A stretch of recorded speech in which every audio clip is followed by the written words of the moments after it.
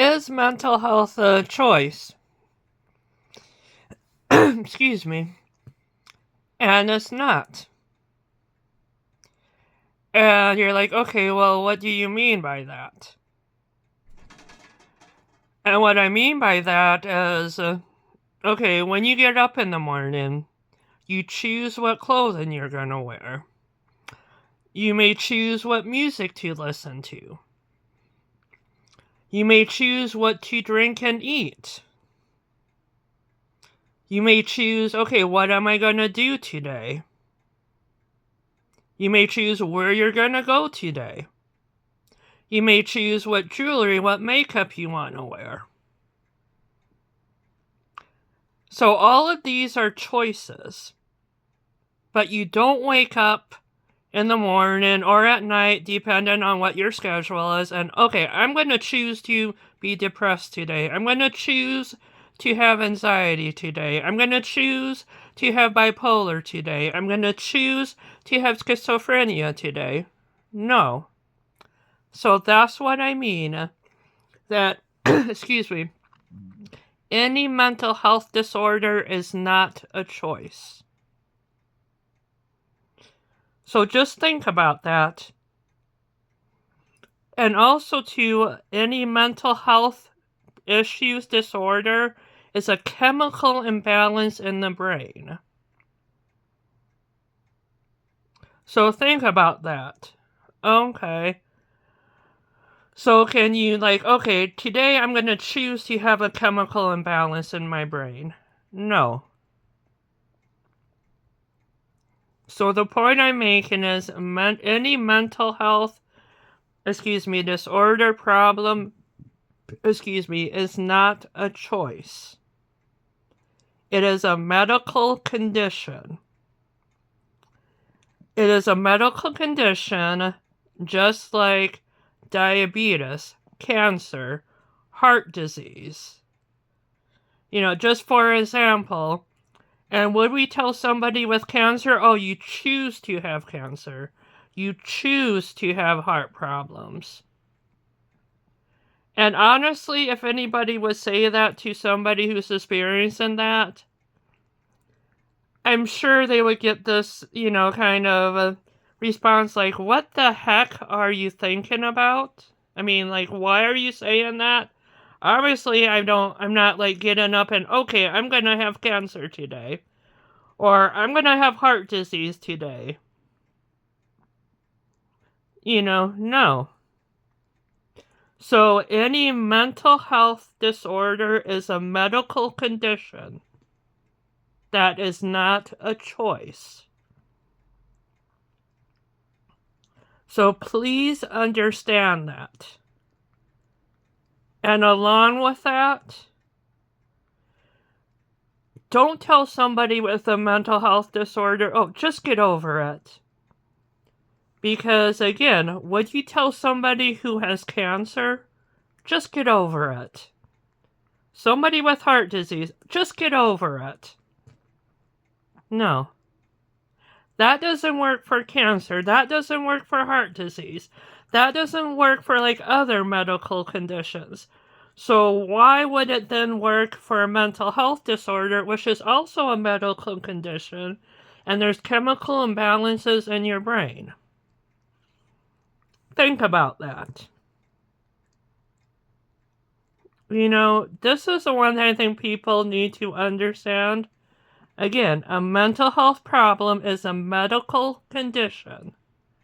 It's not a choice, it's a medical issue. Excuse me. And there's chemicals, you have a chemical imbalance in your brain.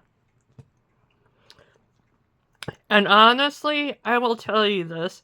I have my degree in counseling. I have worked at least 25 years or something like that in the social work field. I've been a therapist. I've done group therapy, individual therapy, case management, supervised visitations. I have worked with parents to better understand child development. I have worked at a residential facility for children. So this is the one thing also to understand: mental health issues, disorders, problems, are much more prevalent than what is actually reported. So if you think about it, wow, there's a lot of people that struggle with different mental health issues. And these are people that, no matter what, condition you have, you still are a human being with feelings, with emotions, with intrinsic value that God gave you. And this is how people with mental health need to be treated. No different than somebody with cancer, diabetes, heart disease, whatever. Just because somebody has cancer or diabetes or a heart condition, that somehow, okay, they don't have feelings, they're not a human being, they don't have value. No. And if society doesn't view that about people with those medical conditions, people with mental health conditions need to be viewed the same, because it is a medical condition. So part of why I'm doing this is I just want people to understand you are not alone. And there are ways to deal with mental health disorders, which I will do another video about. But first of all, I just figured I would start with this. Now, I do not claim I'm an expert in mental health. This does not count as medical advice. And I don't want, like I may say, well, Amy said blah, blah, blah, and Amy's telling me to do this. No. But I just want to put this out to hopefully have people maybe understand a little bit more about mental health. Because if you have not experienced it yourself, or who have been around others who have experienced it, sometimes it can be very difficult to understand. So part of this is making people think more about mental health as a medical condition, and just hope people maybe understand a little bit more about mental health and those who have mental health, to help them not feel alone.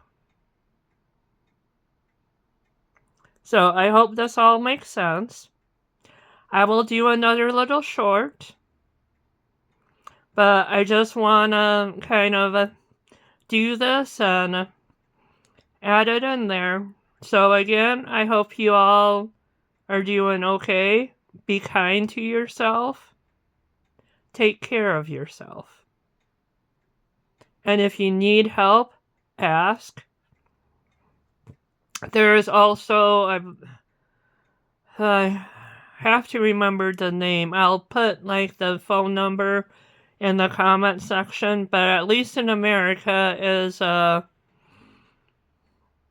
hotline to deal with mental health. And again, it's not only if you're the S word, and I don't want to say it because I know YouTube has a thing about it, but even if you're in crisis, you can call this number and talk to somebody. So, like I said, I will post that number in the comments of this. And like I said, I don't know outside of America, but this is the number you can call 24/7 in America. Just if you're experiencing any kind of crisis, emotional crisis, that you just need somebody to talk to. So thank you all for watching. And again, please take care of yourself. And treat yourself kindly and others kindly. Thank you. Bye.